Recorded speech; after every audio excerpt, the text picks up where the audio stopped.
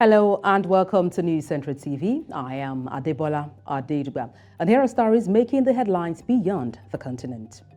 We begin in Asia, where Japan's central bank has ended 8 years of negative interest rate in an overhaul of one of the world's most aggressive monetary easing programs that sought to encourage bank lending and spur demand. In its first interest rate hike in 17 years, the Bank of Japan said it was lifting its short-term policy rate from 0.1% to between 0.1%, although analysts said a fragile economic recovery meant it would continue to slow with any further rise in borrowing costs. The shift makes the BOJ the last central bank to exit negative rates, bringing to an end an era in which policymakers sought to prop up growth by pushing banks to lend more by charging interest on money banks deposited at Japan's central bank. の好循環を確認し、先行き展望レポートの見通し期間終盤にかけて 2% の物価安定の目標が持続的安定的に実現していくことが見通せる状況に至ったと判断し、こうした下でこれまでのイールドカーブコントロールおよびマイナス金利政策といった大規模な金融緩和政策緩和はその役割を果たしたと考えています。金融市場調節方針について、政策金利を無担保コールレートオーバーナイトものとした上で、それを0から 0.1% 程度で推移するよう促すことを決定。 Hong Kong's legislature today unanimously passed a new national security law with tough penalties, including life imprisonment for treason and insurrection. The Safeguarding National Security Law passed on Tuesday includes new measures on treason, espionage, external interference, state secrets, and seditions.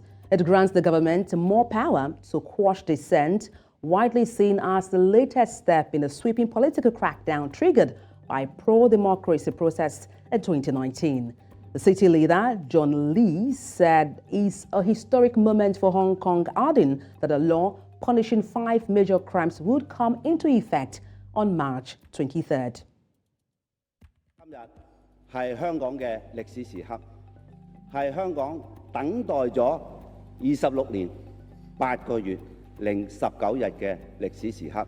我將簽署維護國家安全條例嘅法案，我將條例喺23號刊憲公布實施，即維護國家安全條例將喺2024年3月23日正式生效。 And joining us to give us a bit more on the story is our international correspondent, Hafiya Hagan. Hafiya, talk to me about what this means in practical terms for people in Hong Kong, as well as how long this Article 23 has been in the making. Well, this particular law has been in the making for over 20 years. In fact, it was tried to be passed in 2003, but hundreds of thousands of people came out in the streets to protest against these national security laws and this particular Article 23. So in 2019 in Hong Kong, we had quite a lot of pro-democracy protests on the streets. Now, this is since Chinese rule took over after Hong Kong was a former British territory. In 1997, it went back to Chinese rule. And Hong Kong, they have this system of 2 states, 2 laws, and 2 sets of laws. They are separate from China, but China has been increasingly trying to encroach on Hong Kong, which is why you had those pro-democracy protests in 2019. And then in 2020, this national security law came to being, and there was even more protests in Hong Kong. And now this has led to the passing of Article 23. And people are seeing it as a real encroachment on human rights and against things like those pro-democracy protests. We haven't seen anything like that since, no large-scale protests since. Those happened in 2019 and 2020 because of this crackdown of this national security law, and now this leading to Article 23. Well, according to reports, this kind of law was also passed in Beijing 4 years ago and it, for the opposition, they have sort of been silenced. What do you make of how this will pan out for people in Hong Kong? Does it mean the opposition would likely also be silenced? Well, what this means for people in Hong Kong or anyone who's in opposition to the government, that they, in fact, will be silenced. They are certainly in danger of that. I mean, this 2024 version of Article 23 allows for things like closed-door trials. You can detain suspects for up to 16 days without charge. And it covers sort of 5 main areas. That's the theft of state secrets and espionage. There's sabotage, endangering national security, there's external interference, there's insurrection, and there's treason. If you look at something like insurrection, that could be assisting an armed force or an organization to which the force belongs in armed conflict against China. If you talk about sabotage or endangering national security, so that is a new offence that targets people who endanger national security by intentionally or by being reckless. It can also criminalise computer-related acts that harm national security. So if you're caught doing any of these things, and especially in opposition to the government, then absolutely you can be in danger of going to prison. And remember, Article 23 allows closed-door trials and holding people in prison for up to 16 days. And so, yes, if you are in opposition to the current government, even though this law apparently has 99% of people behind it, but if you are in opposition in any way, then yes, you could certainly be subject to Article 3. And bodies like Amnesty International say that this is about dampening down on democracy, and this is about encroaching on people's human rights. When you talk about this law, clamping down on people who attempt to sabotage or perpetrate violence, that seems to me to be a positive thing. Why then is this such a controversy, attracting so much criticism? And that's a really good question. Look, Hong Kong officials have justified Article 23 by saying that most offences outlined in this legislation are already covered under similar laws that exist in Western nations. We're talking about insurrection and espionage and things like that. And absolutely, we have those laws worldwide. But critics say that it gives authorities a little bit too much power, and to crack down on dissidents, crack down on anyone that has anything negative to say, even if it's in a very fair forum, against China, against Beijing, against that government. And if you cannot hold a government to account, if you can't have an effective opposition, then that means that you are completely cracking down on democracy. Amnesty International said that this will take repression to the next level. Their China director, Sarah Brooks, said the rapid progression of legislation under Article 23 shows the government's eagerness to further dismantle human rights protection and turn its back on its international obligations. The political motivation behind this seems to be more important than any practical need. That's what people are saying, that this is politically motivated. This is about cracking down on dissidents. This is about making sure that nobody opposes China and opposes Beijing. But remember, Hong Kong has always been fiercely independent or wanted to be of certain parts of China and Chinese rule. But it seems that more and more China is taking back control of Hong Kong. Well, thank you so much for helping us unwrap these. Fia Hagan, our international correspondent. A prominent Vietnamese real estate magnate is set to face trial on charges of defrauding thousands of investors in a $355 million bond scam, marking the communist country's most recent criminal prosecution of prominent business figures. Do Han Dong, head of the Tan Hong Ming Group, which specializes in luxury offices and apartments, went on trial in Honai on Tuesday alongside his son Don Hoang Viet and 13 others on fraud charges. They are accused of fraudulently obtaining $355 million through the sale of bonds to 6,630 investors, all of whom have been invited to the trial, which is scheduled to run for about 3 weeks. China said on Tuesday the United States had no right to interfere in the South China Sea. After Secretary of State Antony Blinken said Washington stood by its commitment to defend the Philippines against armed attack in the disputed waterway. The United States is not a party to the South China Sea issue and has no right to interfere in maritime issues that are between China and the Philippines, Foreign Ministry spokesman Lin Jian said at a press conference in Beijing.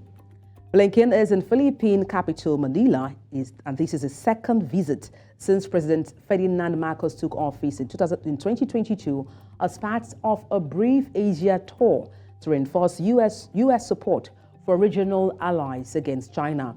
China will continue to take necessary measures to resolutely defend its territorial sovereignty and maritime rights and interests and uphold peace and stability in South China Sea. This was added by the military spokesman Lin Jian.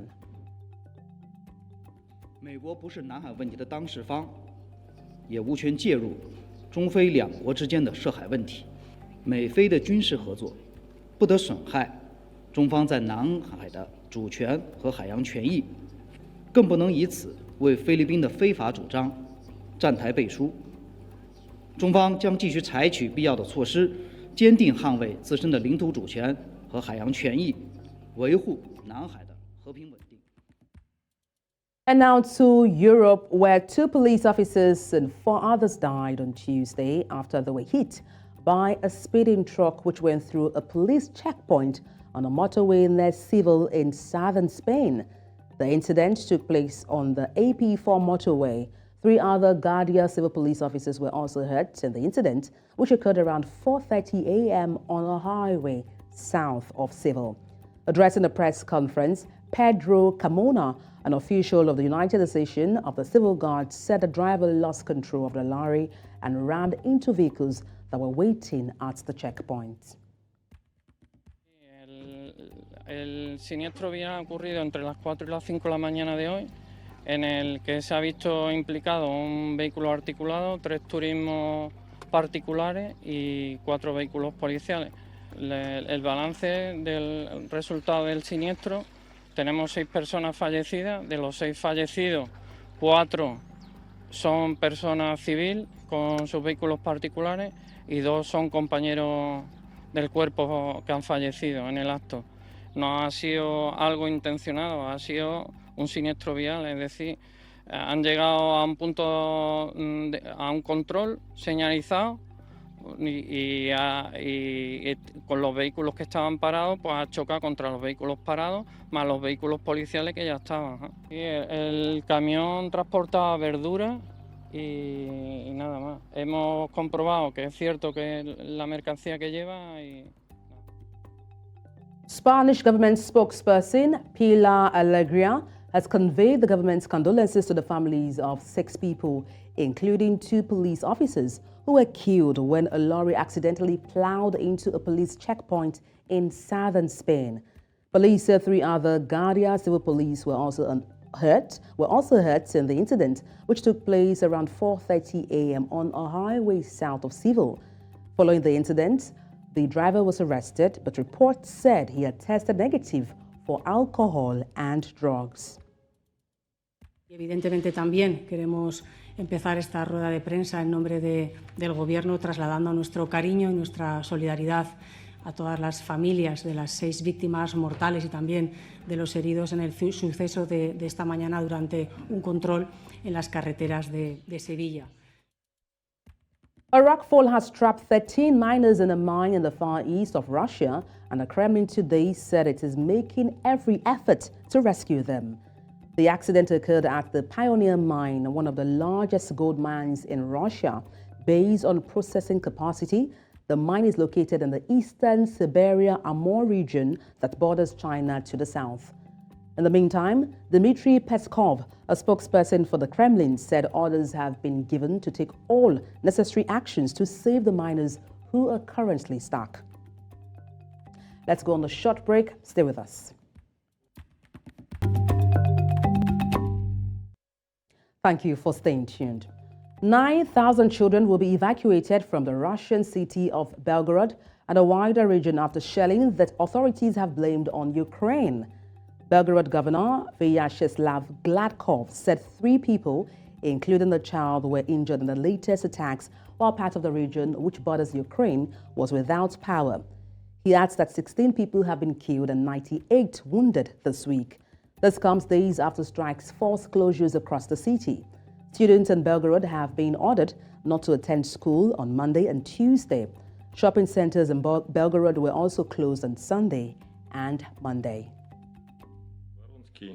Всего у нас за неделю погибло 16 мирных жителей, 98 человек у нас ранено, в том числе вот девочка, округ. Большое количество сел на сегодняшний день мы отселяем. Сейчас планируем вывоз порядка 9 тысяч детей из Белгорода. Результат за нашего лидера, за Владимира Владимировича Путина, 90,66%. Defense Secretary Lloyd Austin promised on Tuesday that the United States would not let Ukraine fail, even as further aid remains stalled in Congress and Kyiv's forces face shortages of munitions. The Republican-led House of Representatives has been blocking $60 billion in assistance for Ukraine, and the United States has warned that a recent $300 million package would only last a few weeks. Washington announced $300 million in assistance for Ukraine last week, but Austin said it was only possible due to savings on recent purchases. Ukrainian President Volodymyr Zelensky, in a statement, declared on the previous day that it is critically important for U.S. that the Congress soon completes all the necessary procedures and make a final decision regarding support for Kyiv. Russia has paid a staggering cost for Putin's imperial dreams. At least 315,000 Russian troops have been killed or wounded since Putin's all-out invasion in February 2022. Russia has squandered up to $211 billion to equip, deploy, maintain, and sustain its imperial aggression against Ukraine. This is an extraordinary measure to support Ukraine's most pressing needs for air defense, artillery, and anti-tank capabilities. We were only able to support this much needed package by identifying some unanticipated contract savings. But we remain determined to provide Ukraine with the resources that it needs to resist the Kremlin's aggression. Estonian Prime Minister Kaja Kallas has participated in a discussion at the Berlin Forum Europe 2024. When asked what Germany has done to defend Europe and Ukraine, she says there are other countries that could do more. In response to the speculation that she is one of the contenders to lead NATO, Kallas states that she would like to be considered. This comes after Kallas on Sunday dismissed a warrant issued by Russia for her arrest, saying it was just an attempt to intimidate her amid speculation she could get a top European Union post. Is doing a lot, and I understand the critic here, but I think there are other countries that could also do more, and so let's focus also on what Germany has done. Like what other countries? Other big countries in Europe. We don't have to worry about Russia when they lose this war, and that's why we have to really focus on our efforts now to help Ukraine to defend themselves. I said what I said to answering a journalist's question. He asked me, would you like to be considered? I said, yes, I would like to be considered, but I was never considered. So I mean. Civil servants in Paris turned out in their numbers to match in an attempt to wrest pay rises from the French government, despite a tight budgetary situation.